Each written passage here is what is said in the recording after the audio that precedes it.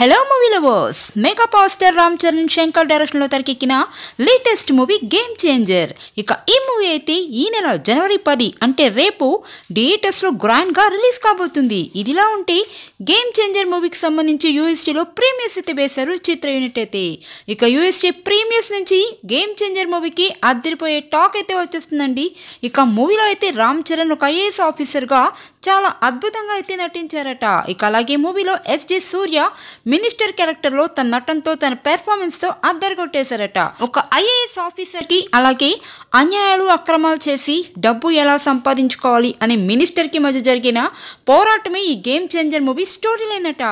ఇక మూవీలో రామ్ చరణ్కి ఎస్జే సూర్యకి మధ్య టగ్ ఆఫ్ వార్ నడుస్తున్న సమయంలో వచ్చే సీన్స్ అయితే సినిమా మొత్తానికి కూడా హైలైట్గా ఉంటాయట.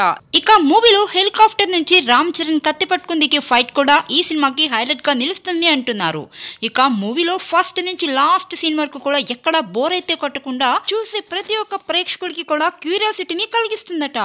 మూవీలో క్లైమాక్స్ అయితే ఎవరు ఊహించిన విధంగా అయితే ఉంటుందట. ఇక హీరోయిన్ గా నటించిన కీరా అద్వానీ కూడా చాలా అద్భుతంగా నటించారట. ఇక అంజలి రోల్ కూడా మూవీలో కీలకంగా అయితే ఉంటుందట. మొత్తానికి యూఎస్ఏ ప్రీమియర్స్ నుంచి వచ్చిన టాక్ చూస్తుంటే గేమ్ చేంజర్ మూవీ పక్కా బ్లాక్ బస్టర్ ని తెలుస్తుంది.